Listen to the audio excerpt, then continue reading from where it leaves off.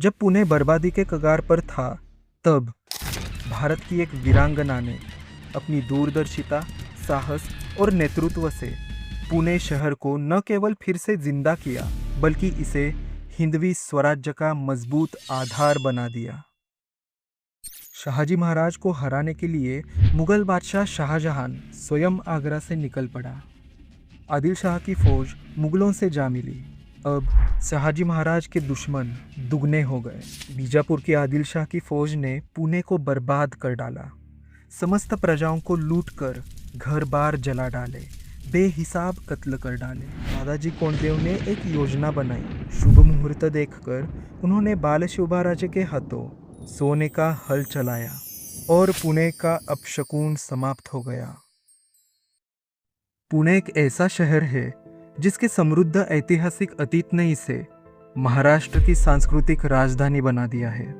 सुखद मौसम, नियोजित हाउसिंग सोसाइटीज, एक संपन्न आईटी उद्योग और खूबसूरत हॉलिडे डेस्टिनेशन के साथ साथ पुणे में वो सब कुछ है जो इसे देश के सबसे रहने योग्य शहरों में से एक बनाता है। दोस्तों, पिछले वीडियो में हमने देखा कि छत्रपति शिवाजी महाराज के हिंदवी स्वराज्य के तत्व यदि आज लागू किए जाए तो कैसे इस उभरते शहर को सबसे रहने योग्य शहरों में से एक बनाया जा सकता है।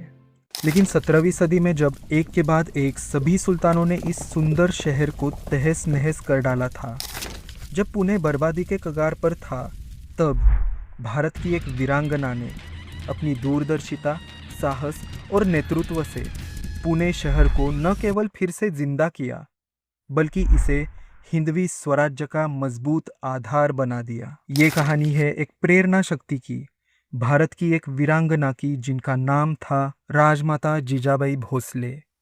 वे महाराज शाहजी राजे भोसले की धर्मपत्नी थी। 1631 का समय था। एक स्वतंत्र राज्य निर्माण करने के लिए शाहजी महाराज ने डूबती हुई निज़ामी सल्तनत की गद्दी संभाली। निज़ामी सल्तनत के तहत मुर्तज़ा नामक एक 10 वर्षीय वंशज था जिसे निज़ाम शाही का नाम मात्र का बादशाह बना दिया गया और 3 साल तक राज्य के सभी महत्वपूर्ण फैसले शाहजी महाराज स्वयं करते रहे। शाहजी महाराज को हराने के लिए मुगल बादशाह शाहजहां स्वयं आगरा से निकल पड़ा। आदिल शाह की फौज मुगलों से जा मिली। अब शाहजी महाराज के दुश्मन दुगने हो गए। शाहजी महाराज ने अपना अप्रत्यक्ष राज्य बनाए रखने की पूरी कोशिश की, लेकिन इस घमासान युद्ध में निज़ामी सल्तनत डूब गई। शाहजहां ने आदिल शाह के सामने एक शर्त रखी, यदि आप चाहते हैं तो शाहजी को अपनी सल्तनत में रख ले, लेकिन उसे यहाँ से किसी दूर प्रदेश में भेज दे। इस शेर को सह्याद्री में रखना खतरे से खाली नहीं, ये फिर से बगावत कर देगा।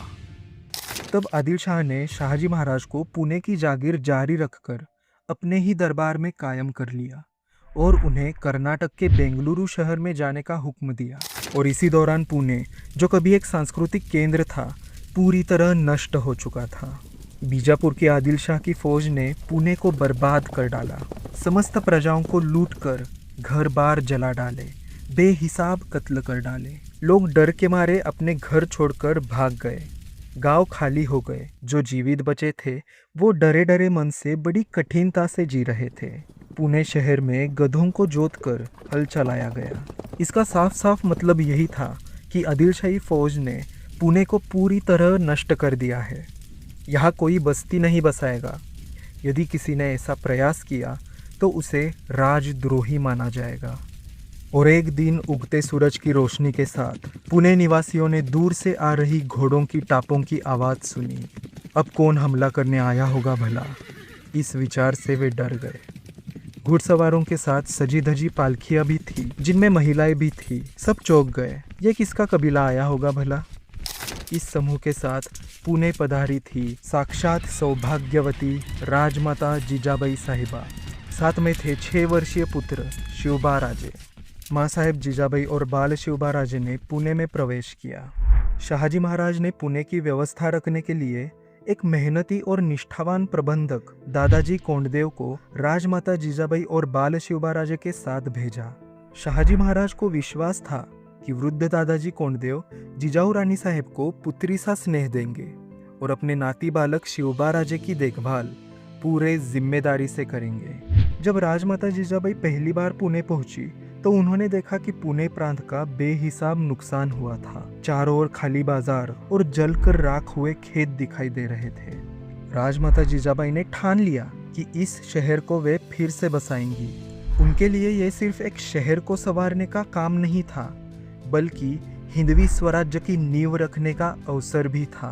राजमाता जिजाबाई ने सबसे पहले ये समझा कि पुणे को फिर से बसाने के लिए लोगों को वापस एकजुट लाना पड़ेगा।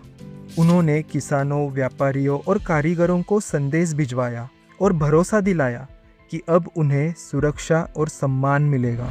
राजमाता जिजाबाई जानती थी कि किसी भी समाज को फिर से मजबूत करने के लिए उसकी संस्कृति और आस्था को मजबूत करना जरूरी है।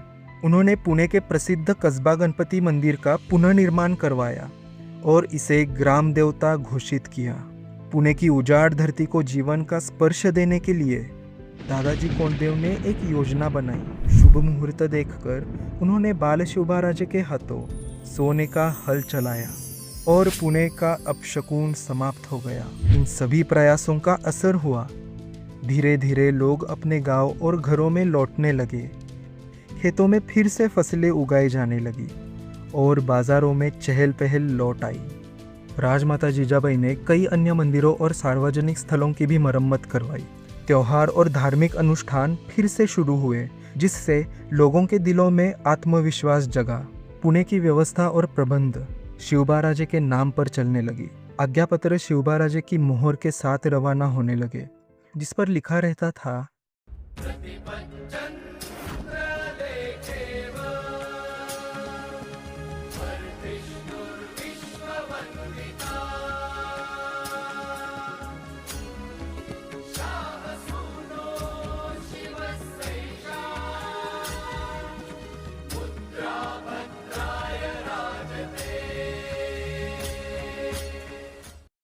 अर्थात प्रतिपदा के चंद्रमा की तरह बढ़ने वाली और पूरे विश्व में वंदनीय शाहजी के पुत्र शिवाजी की ये मुद्रा लोक कल्याण के लिए ही विराजमान है।